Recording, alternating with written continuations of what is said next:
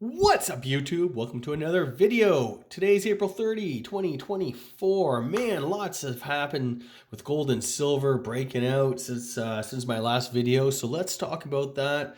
Quick disclaimer though, I'm not a financial advisor, so please do your own research and consult a financial advisor before making any investment decisions like buying gold or silver or following any of the strategies I discuss on my channel. The channel is for entertainment and information purposes only.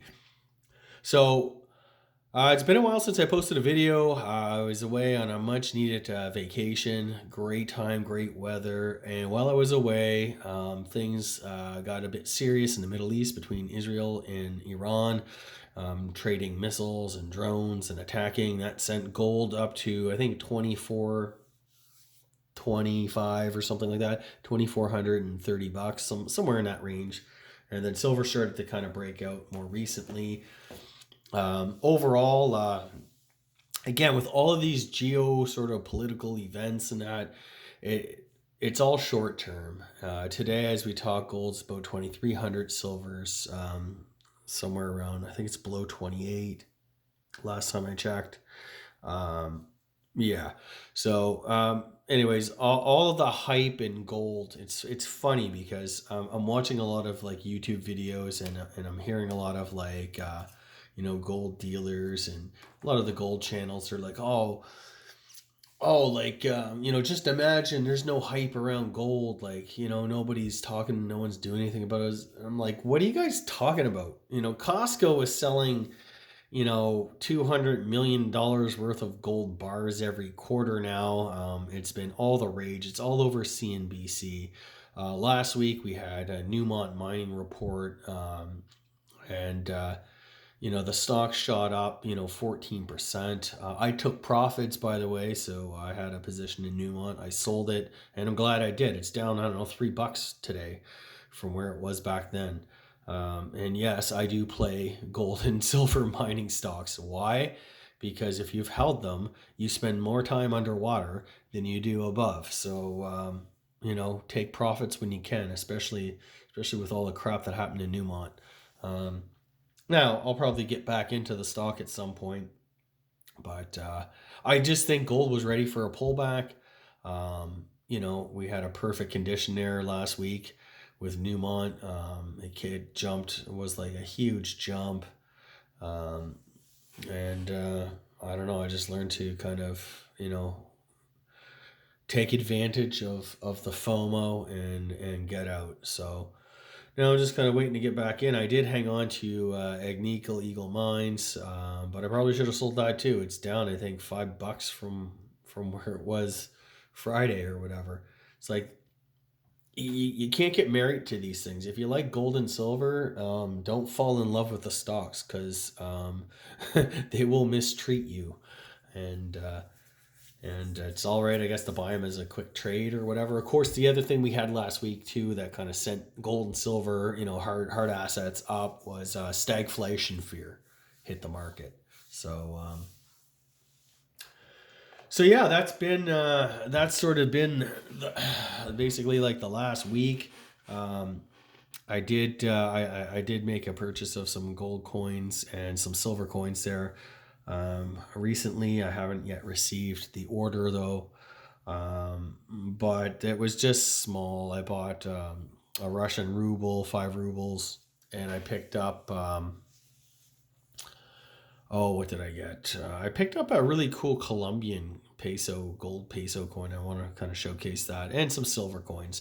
But yeah, that's basically it. That's nothing like I wasn't trying to time the market or anything like that. I was just kind of it just so happened these coins were there. They were in decent grades, so I picked them up.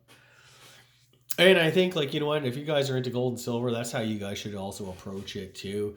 It's best just to approach these things without like emotions involved. I wasn't FOMOing into these coins. I just have it that whenever I see certain coins at the LCM or on online dealers or whatever, that I know are tough to find, especially in certain grades. They're just really cool, really interesting, historical type gold. I just buy them, and it doesn't matter where the price of gold is on any given day, because because I guess I'm kind of picking them up for like more their collector value. And that's kind of like this Hungarian coin. It's uncirculated. This is a really beautiful coin, and I like more of these coins. You know, it's conversation piece. It's tangible wealth. They'll hold their value.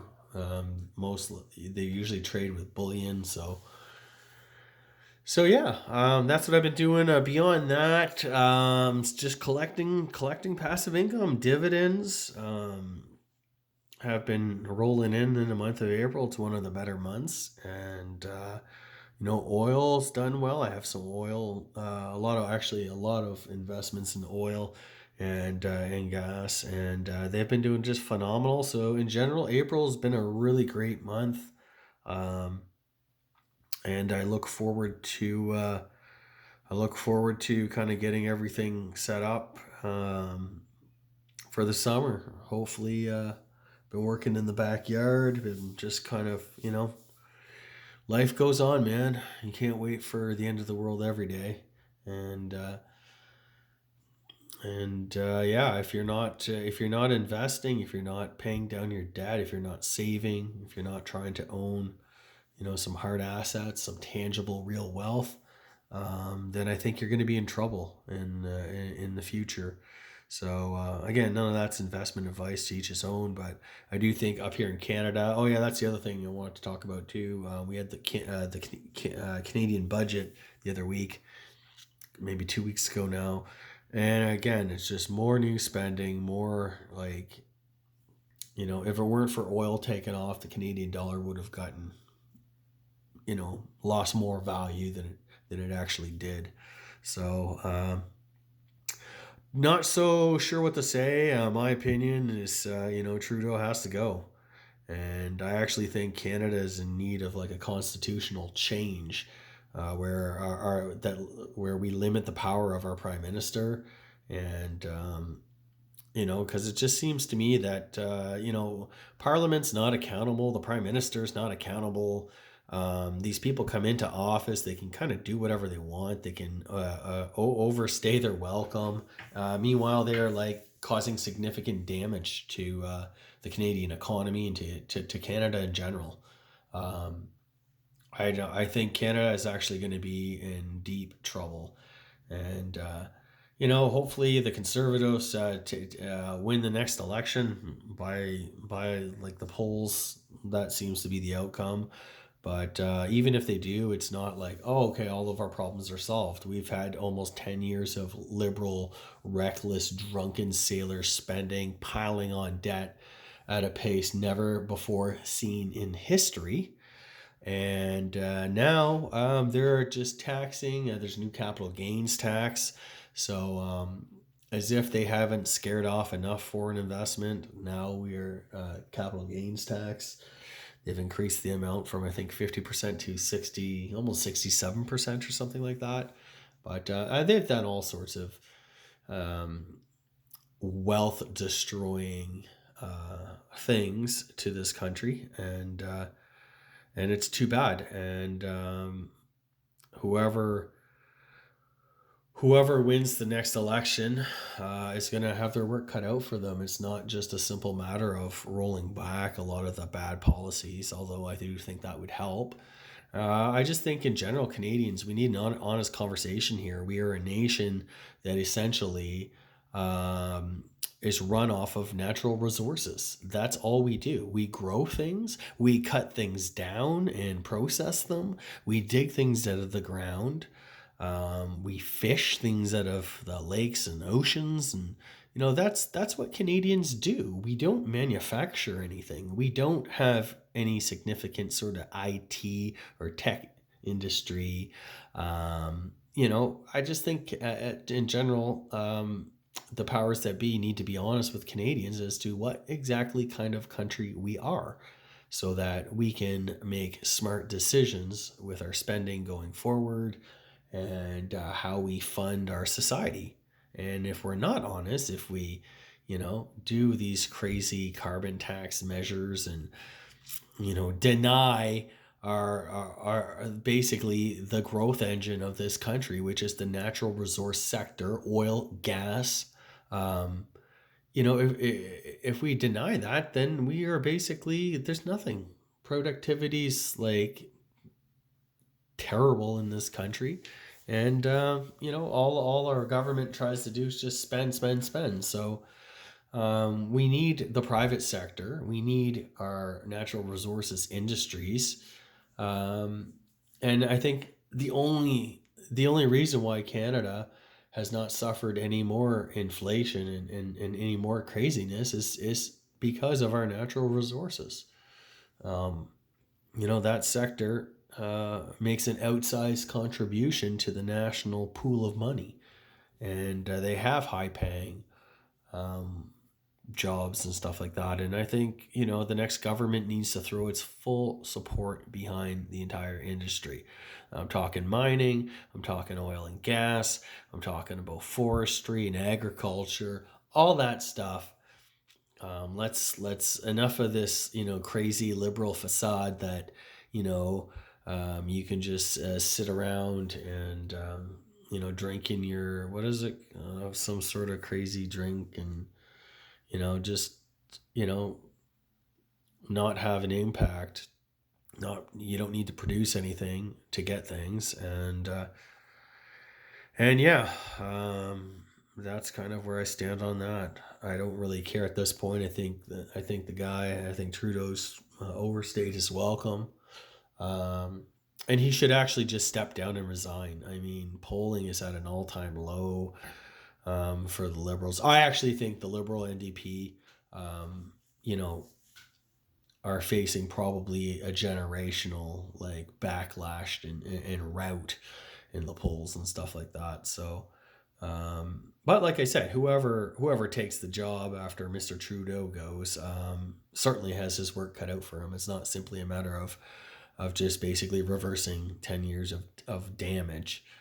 It's really hard once you kind of destroy investor capital, once you lose investor confidence and stuff like that. It's really hard to get that back. Um, so we're gonna have to just and I do think, enough of this climate crap. Let's be real. We're a negligible amount of global emissions, yet we're paying this insane carbon tax. We're destroying our growth industries and the natural resource sectors and stuff like that. For what? China's not doing anything. They don't give a damn. They're still building coal-fired plants and stuff like that. Hundreds of them. It's just absolute insanity. Um, and it's all just, jingoistic, feel good kind of sound bites that Trudeau wants. We actually need a real policy. And in fact, I think if you look at, the mining companies, the oil and gas companies, natural resources in Canada, if you look at all of those companies, I think you're going to find that they are all global leaders in ESG. They're always trying to figure out all. In fact, I think like um, a lot of the engineering feats, a lot of the you know uh, emission reductions and stuff like that have been due to the hard work of these companies to try to figure out and discover new ways to reduce emissions. Um, you know, and they're just not like it's one of those things where it's never going to be enough. You have people in this country, people who are in government running our country right now, who are outright against these very industries. So no amount of emission reduction will be enough for Mr. Trudeau and his minions. So um, but hopefully, with a new regime in Ottawa, we will get the government that Canadians deserve, one that's going to actually work for the people instead of work for themselves and enrich their cronies. Arrive Can app. Um, yeah. So, but in the meantime, you gotta own some gold and silver. Back to that. I am optimistic. I do think if you have significant debt, most Canadians are saddled with crazy amounts of household debt. I mean, our household debt is just off the charts. And I think we're at 180%.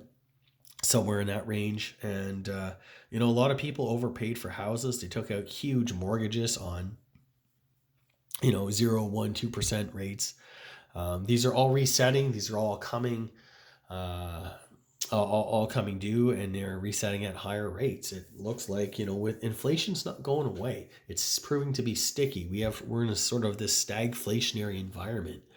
And the Bank of Canada desperately wants the cut. I think they see the writing on the wall. But it's really hard when you got government spending like a drunken sailor, which is providing, monetary debasement and devaluation.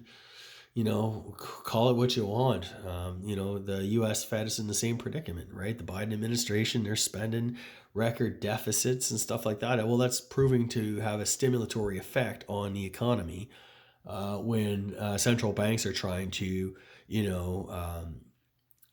run a more restrictive type, monetary policy. So the imbalances, I guess, are going to continue. And all I can say for the average person, pay down debt, get out of debt. That will be the best thing you can do.